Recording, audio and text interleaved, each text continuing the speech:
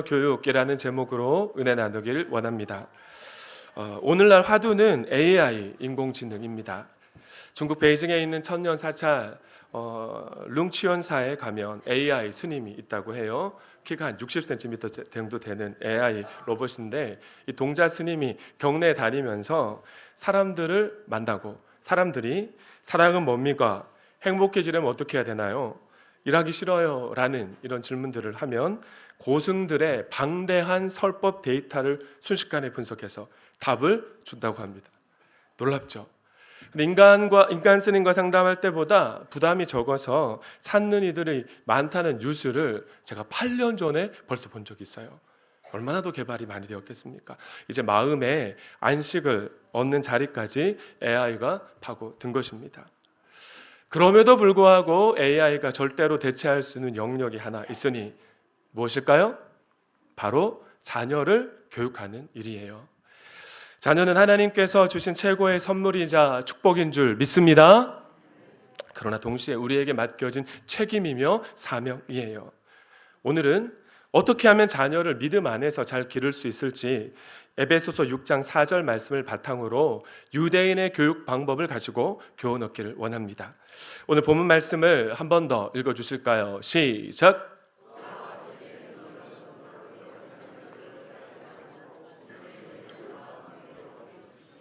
네, 첫 번째 교육의 주체는 무엇일까? 바울 사도는 아버지 된 이 여러분이라고 부르고 있습니다. 여기서 아버지 된 이 여러분으로 번역된 헬라어 구절 호이 파테레스가 문자적으로는 아버지를 뜻하는 단어가 맞습니다만은 성경에서 형제들아 하면 남자들만 가리키는 것이 아니잖아요. 자매들까지 교회 공동체 안에 다 표현하는 것처럼 아버지 된 이 여러분은 부모를 대표하는, 부모를 지칭하는 차원으로 우리가 이해해야 됩니다. 왜 이렇게 표현했느냐? 당시 헬라 세계가 가부장적 사회이기도 하고 자녀에 대한 모든 권한이 이 아버지에게 주어져 있었기 때문에 바울이 이렇게 표현한 것이에요. 그러나 의미상으로는 옳진 않았지만 에베소서 6장 1절 말씀에 부모를 받는 그런 표현이라고 생각하면 될 것 같습니다. 대부분의 고대 사회가 그러했지만 유대 사회도 헬라 사회처럼 가부장적 문화입니다. 유대인들은 아버지의 권위가 하나님으로부터 내려와서 아버지를 대리한다고 굳게 믿기 때문에 지금도 유대인 가정에 가면 아버지만 앉을 수 있는 의자가 따로 비치되어 있다고 해요. 아버지는 곧 가정의 제사장이기 때문에 그렇습니다. 그래서 아버지라는 뜻을 가진 히브리어 명사 아바는 성경 안에서 4가지 의미가 있는데요. 저를 따라 하실까요? 공급자, 보호자, 인도자, 교육자. 오늘 마지막 교육자, 교육 책임자 의미를 우리가 살펴보는 겁니다. 우리가 흔히 하나님을 아버지라고 부를 때 이 4가지 의미를 담아서 부르는 것과 같은 것이에요. 물론 자녀 교육에 있어서 어머니의 영향력이 절대적이기 때문에 유대 사회에서는 어머니가 유대인이면 아버지가 이방인이어도 그 자녀를 무조건 유대인으로 인정해 줍니다. 그러나 유대인의 탈무드는 이렇게 교육하고 있어요. 함께 읽습니다. 시작!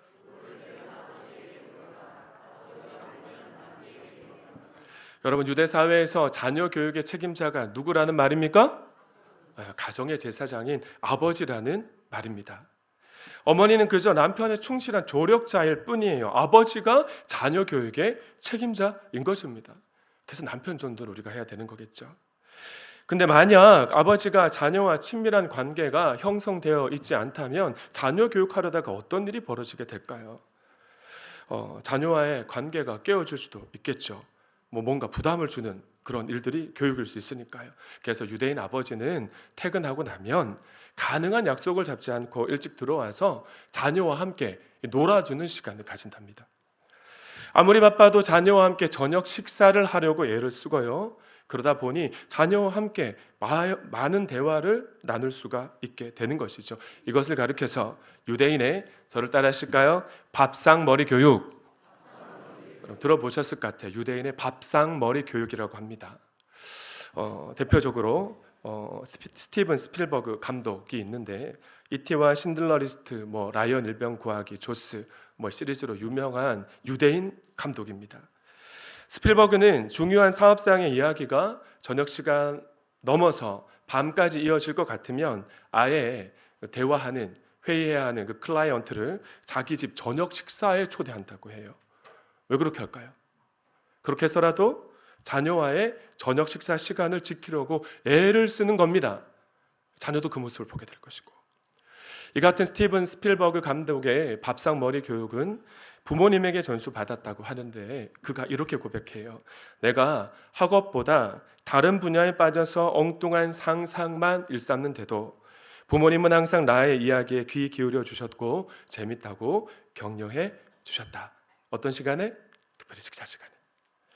우리나라 사람들은 서구 사회의 퇴근 이후의 문화가 좀 부러워서 이민 가면 좋겠다 라는 생각을 하기도 하지만 서구 사회의 저녁 식사 문화는 유대인들의 밥상머리 교육 철학에서 비롯되었더라고요. 더불어 유대인 아빠는 아무리 피곤해도 아이들이 잠들기 전에 아이의 베개 머리에서 최소 15분 이상 책을 읽어주거나 성경 이야기를 들려준다고 해요. 이것을 베갯머리 교육이라고 합니다. 해외 영화에서 아빠가 아이에게 책을 읽어주는 모습을 여러분 한번 상상해 보시고 떠올리시면 될 것 같아요. 아이는 아빠가 다정한 목소리로 책을 읽어주고 성경 이야기할 때 그 이야기 들으면서 자장가 삼아 잠에 들게 될 것입니다. 그렇게 유대인들은 풍부한 어휘력과 상상력, 건강한 정서를 얻게 되는데 이 비결이 바로 아빠의 베갯머리 교육에 있었더라고요. 저희 가정은 거꾸로 진주와 성현이가 아빠 엄마가 잠들기 전에 아빠 엄마의 침실에 와서 침대에 와서 하루 동안 있었던 일들을 제잘제잘 이야기하는데 이것도 되게 좋더라고요. 밥상에서든 침실에서든 부모와 자녀가 하루의 삶 동안 하나님께서 우리 가정 가운데 내 삶 가운데 행하시는 일들을 행할 때 여러분 어떤 일이 벌어질까요? 자녀에게 부모에 대한 애정과 신뢰가 가슴 깊이 심겨지고 아버지의 친밀한 모습을 통해 하나님에 대한 이미지가 아름답게 아이들의 심령 가운데 새겨질 줄 믿습니다. 관계가 아름답게 형성이 더 되어져 가겠죠. 두 번째는 교육 방법입니다. 크리스천 부모는 자녀를 노엽게 하지 말아야 됩니다. 노엽게 하지 말라로 번역된 헬라어 파로르 기테 제테는 현재 명령형입니다. 자녀를 한 번만 노엽게 하지 말라는 것이 아니라 지속적으로 언제나 영원히 노엽게 하지 말라는 명령의 말씀이에요. 근데 우리가 이 말씀을 읽으면 언어의 의미를 모르고 문화적 배경을 모르면 뭐야 부모가 자녀를 화나게 하면 안 된다는 거야. 그럼 너 말도 제대로 못할 수 있겠네. 이렇게 오해할 수 있겠지만 자녀를 노엽게 하지 말라는 말씀은 부모의 권위를 앞세워서 자녀에게 상처 주지 말라는 명령을 담은 말씀이에요. 말이나 행동으로 학대하지 말라는 겁니다. 인격적으로 무시해서 자녀에게 상처 주지 말라는 하나님의 선명한 명령인 것입니다. 여러분, 우리가 나눔을 하거나 가족 모임할 때 돌아보면 아무리 세월이 지나도 어린 시절, 학창 시절에 부모님에게 받았던 상처는 선명하게 남아있지 않습니까? 부모님에게 상처받았다고 우리가 말하는 그거 우리의 자녀에게 하지 말라고 오늘 말씀이 우리에게 명령하고 있는 것이죠. 저희 목장 식구 남편 가운데 비신자임에도 불구하고 유대인처럼 자녀 교육을 하는 남편이 계시더라고요. 남편이 자녀의 인격을 존중해주고 배려해주니까 아들, 딸들이 아빠를 너무너무 좋아한답니다. 아빠처럼 가족들을 섬기고 따르게 되었다는 이 목원의 나눔을 자주 듣곤 하는데 그때마다 저는 남자가 저 혼자밖에 없으니까 부끄러운 마음, 수치심이 들기도 하고 주눅도 들고 자매님들은 이구동성으로 부럽다. 예수만 믿으면 완벽하겠네 라는 이야기를 나누곤 해요. 당연히 어떻게 남편이 그럴 수 있느냐라고 우리가 물었는데 목원의 대답이 너무나 도전이 되었습니다. 목원도 남편에게 물었대요. 당신 어떻게 자녀를 이렇게 대하냐고. 그랬더니 남편이 하는 말이 나는 부모님에게 그런 존중과 배려를 받고 자라지 못했어. 그래서 나는 자녀를 존중하고 배려하려고 해. 이런 고백을 했다는 거죠. 예수님만 믿으면 완벽할 것 같지 않습니까? 우리는 부모에게 받은 거 고스란히 자녀에게 전수하고 또 물려줄 때가 많은데 말이죠. 사랑하는 도안가족 여러분, 부모가 자녀에게 무관심하거나 방치할 때 자녀는 상처받습니다. 언어 폭력을 가하고 행동으로 학대할 때도 자녀는 상처를 받는 것 같아요. 무엇보다 어떨 때 상처받느냐? 다른 아이와 비교할 때. 누구네 아들은 이번에 어느 대학에 들어갔단다. 아무개는 기말고사 성적이 몇 점이나 올랐단다. 세상에 아무개는 이번에 어떤 대학, 어떤 기업에 들어갔는데 연봉이 얼마다더라. 뭐 이런 말 하는 거죠. 근데 여기까지는 좀 괜찮은데. 그런데 너는 왜 이 모양이니? 난 이야기를 하는 순간 우리 자녀의 가슴이 비수가 팍 꼽히게 되는 거죠. 인격 모독 당하게 됩니다. 그런데 자녀가 마음에 쉽게 치유될 수 없는 큰 상처가 부모의 말과 행동에 있다는 사실을 우리가 알면서도 잘 개선하지 못하는 안타까운 마음이 우리 가운데 있는 것 같아요. 제가 청년 사역할 때 추석 명절, 설 명절만 다가오면 홍기가 넘은 자매들 그리고 아직 취업을 못한 청년들이 얼굴이 막 급속도로 어두워지기 시작합니다. 고향집에 내려가고 싶지 않대요. 왜 그럴까요? 뭐 이런저런 이야기 또 하니까 그렇습니다. 과거에 부모님에게 우리가 그런 말 들었을 때 그렇게 상처를 받았는데 우리는 왜 똑같은 말과 행동을 자녀에게 해서 자녀에게 상처를 주는 되풀이하는 그런 일들을 하고 있는 걸까요? 그런데 유대인들은 그렇지 않은 거죠.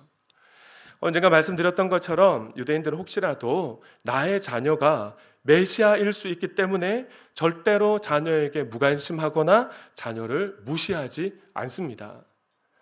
지금도 그들은 다윗 왕국을 이 땅에 정치적으로 재현할 메시아를 기다리고 있지 않습니까? 유대인들은 예수님을 메시아로 믿지 않으니까요. 또 나의 자녀가 메시아까지는 아니어도 자녀의 삶에 하나님께서 역사하고 계시다는 사실을 굳게 믿습니다. 그러니까 기본적으로 자녀를 굳게 믿고요. 자녀의 실수에도 너그러울 수 있는 것 같아요. 그러니까 자녀들이 부모와 함께하는 시간이 부담스러울까요? 안 부담스러울까요? 부담스럽지 않겠죠. 기대가 될 것 같아요. 특별히 유대인들은 전통적으로 하브루타라는 교육 방법을 활용해 왔는데 혹시 여러분 하브루타라는 교육 방법 들어보신 분 계십니까? 하브루트가 뭐냐면 우정 또는 동반자 관계를 뜻하는 아람어 단어인데요. 짝을 짓습니다. 질문하고 대화하고 토론하고 논쟁하는 교육법이 바로 유대인의 하브루타 교육법이에요. 이기는 것이 목적이 아닙니다. 질문은 있지만 그래서 정해진 답이 없는 거죠. 자유롭게 토론하는. 투비아 이스라엘리라는 주한 이스라엘 대사에게 하브루타가 뭡니까? 좀 가르쳐 주십시오라고 질문을 했더니 그가 이렇게 대답했답니다. 책이 물고기라면 하브루타, 이 토론은 낚시법입니다. 유대인 교육에서 강조하는 덕목은 책 읽기와 모든 것에 의심을 품고 질문을 던지는 자세입니다 라는 대답을 했대요.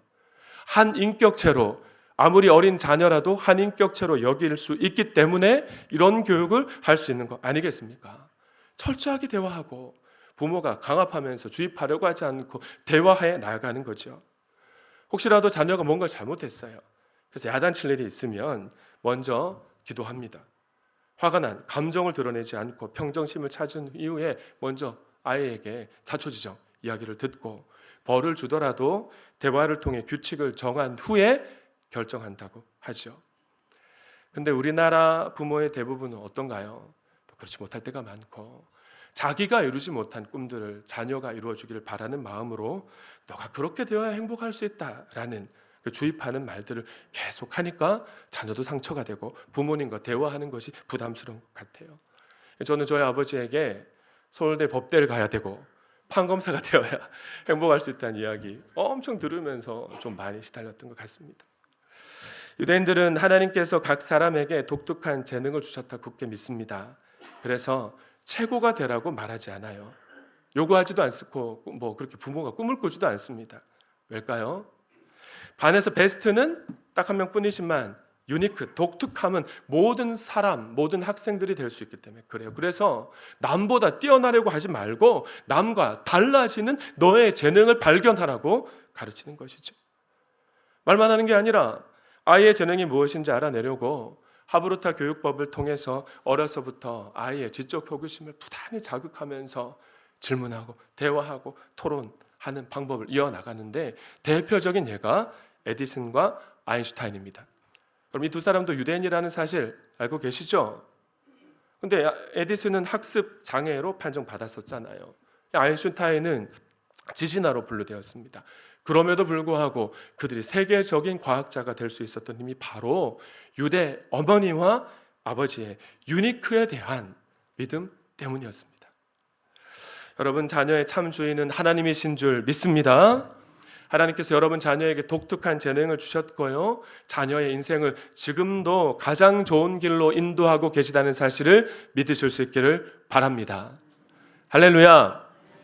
끝으로 세 번째, 교육 도구입니다.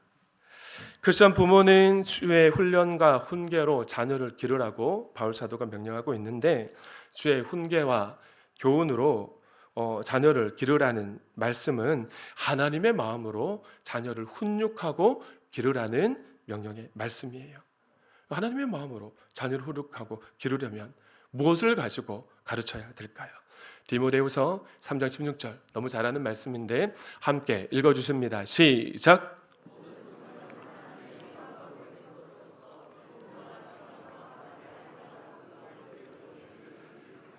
그럼 무엇을 가르쳐야 됩니까? 하나님 말씀을 가르쳐야 됩니다. 크리스천 부모는 부모의 생각이나 세상이 주장하는 방식으로, 그런 비전으로 자녀를 가르치지 않고 하나님의 말씀으로 가르치고 길러야 될 줄 믿습니다. 그래서 언젠가 말씀드렸던 것처럼 유대인들은 아기가 태어나면 평생 하나님 말씀 안에 거하라고 하나님 말씀이 수노인 이 강보에 갓난아기를 싼다고 해요.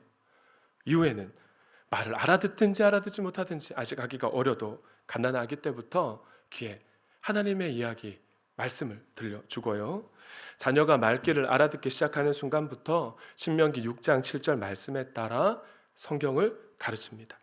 6장 7절 말씀 함께 읽어주십니다. 시작.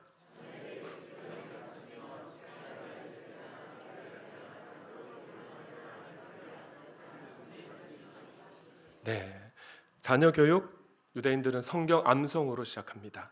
4살 때부터 하루 3시간씩 토라라고 부르는 모세오경을 암송하도록 가르치기 시작하는 거죠. 그래서 13세 정도 나이가 되면 이 모세오경 전체를 다 싹 다 외워버리는 거예요. 그리고 당연히 저녁 식사 시간이 되면 암송한 말씀을 가지고 하브루타 교육을 부모가 하는 겁니다. 치열하게 자녀와 토론을 하는데, 그래서 전통 유대인의 식사 시간은 유대교 교리 토론장을 방불케 한다고 해요. 손님이 와도 그대로 진행하는 거죠. 이 같은 방법을 통해 하나님이 살아계시다는 존재가 아이의 심령에 심겨지고 유대교 핵심 교리가 아이의 신비에 새겨지는 역사가 일어나게 되는데, 계속해서 반복하는 겁니다. 반복 학습을 통해 하나님의 율법을 귀와 몸에 체화시켜 나가는 것이에요. 근데 어제 봄에 교환곡을 진행하는 가운데 한 집사님이 이런 나눔을 하셨습니다. 자녀가 이제 장성하다 보니 주일 예배 안 오려고 합니다. 그래서 온라인 예배라도 드리라고 했는데 억지로 데리고 나오게 하면 상처받을 것 같고, 그냥 예배 잘 드리고 있나 고민도 되고, 그냥 이대로 내버려둬야 될지 걱정입니다 라는 나눔을 하셨어요. 그래서 오늘 설교 시간에 답을 드리겠다고 했는데, 답을 드리면 온라인 예배를 제대로 잘 드리게 하는 것이 중요한 것 같아요. 그리고 집에 돌아오면 아버지가 하브루타 교육을 실천하면 되겠죠. 굳이 저녁 식사 시간이 아니어도 그래서 가정교회는 저녁에 가족 목장을 합니다. 여러분, 다른 거 하는 것이 아니라 부모와 자녀가 둘러 앉아서 오늘 목사님 말씀에서 어떤 점이 은혜가 되었니? 어떤 부분이 가슴에 와닿았니? 라는 질문을 하고 아이가 어떤 대답을 하든 그랬구나, 오늘 어떤 일이 있었기 때문에 예배에 집중하지 못했네, 뭐 그럴 수도 있지, 근데 아빠는 이런 부분이 가슴에 와닿았단다, 이렇게 대화를 해나가는 거죠. 혹시 자녀가 잘못했을 때 예배를 잘 못 드렸을지라도 우리가 쉽게 하는 것처럼 너가 그러면 그럴 줄 알았다 이렇게 표현하면 될까요? 안 될까요? 안 되겠죠. 그러지 마시고 격려하고 칭찬하면서 대화해 나아가면 부모와 자녀의 관계가 회복이 되고 하나님을 경험하는 믿음의 명문 가정이 될 줄 믿습니다.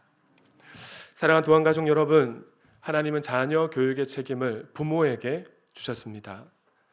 유대 랍비 허시가 이렇게 말했어요. 함께 읽습니다. 시작.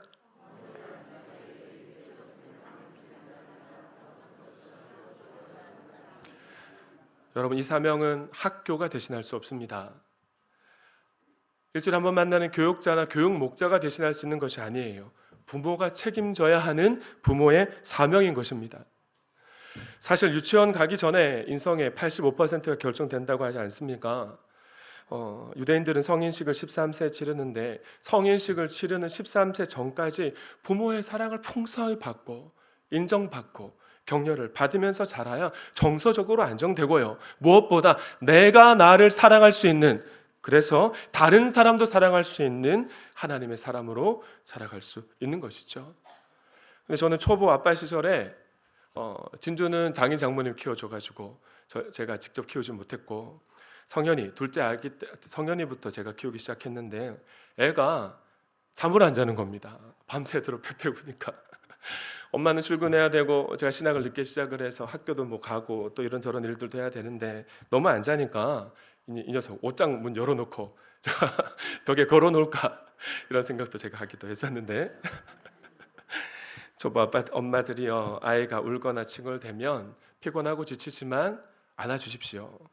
인내하며, 하나님이 우리를 인내하며 견뎌주셨던 것처럼 그렇게 나아갈 때 아이의 부모를 향한 신뢰가 결국엔 하나님을 향한 신뢰가 되어지고, 아이가 자라가면서 부모님을 통해서 하나님이 어떤 분이신지 하나님을 오해하지 않고 조금씩 알아가는 은혜가 있을 줄 믿습니다.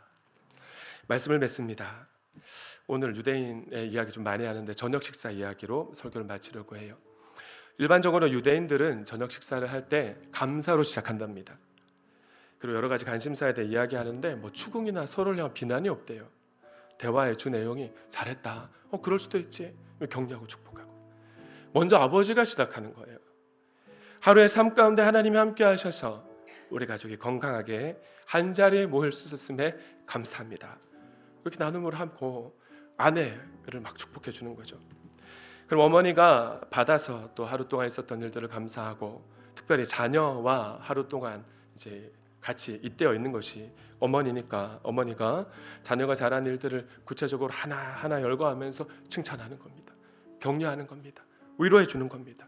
무엇보다 결과보다 가정에 대해서 칭찬하고 격려하고 축복을 한다고 해요. 그래, 자녀와 함께하는 그 식사 자리가 얼마나 행복하고 유쾌할까요? 말씀을 정리합니다. 첫 번째, 누가 교육해야 됩니까? 네, 교육의 주체는 부모입니다. 교육자가 아니고 교육 목자가 아니라 부모가 자녀의 신앙을 지도해야 될 줄 믿습니다. 두 번째는 어떻게입니다. 방법인데, 교육 방법은 사랑과 인정과 격려, 축복인 것 같아요. 잔소리 하도 어렸을 때는 좀 개선이 되지만 좀 잘하면 잘 안 되잖아요. 저는 20살, 20대 중반에도 우리 아버지 어머니에게 상처받던 것 같은데, 자녀에게 상처 주지 말고 자녀를 독창적인 인격체로 존중하면서 하부르타 방법으로 코칭할 수 있었으면 좋겠고요. 마지막 세 번째, 무엇으로? 교육 도구는 무엇이었습니까? 하나님의 말씀입니다. 말씀. 세상의 지식이나 아빠 엄마는 이렇게 살았어, 이런 경험으로 자녀에게 자기 주장하지 마시고 부지런히 말씀으로 훈육하고 가르치십시오. 그리고 무엇보다 자녀가 보고 배울 수 있도록 신앙의 본을 보여주는 부모님이 되시기를 축원합니다. 요한의 실례는 천국에 가면 하나님이 세 가지를 물어보실 거라는 말을 했어요. 내가 내게 준 시간을 어떻게 썼느냐? 내가 내게 준 물질을 어떻게 사용했느냐? 내가 내게 맡겨준 자녀를 어떻게 양육하느냐? 우리가 이 질문 다 받게 될 것인데, 크리스천이 자녀 교육에 실패하는 이유는 크게 두 가지밖에 없더라고요. 기도하지 않거나, 장성하면 이제 내 마음대로 잘 안 되니까 그래도 기도는 해야 되는데 가르치고 실천하지 않거나. 자녀 교육은 누구의 사명입니까? 부모의 사명입니다. 하나님께 영광의 박수.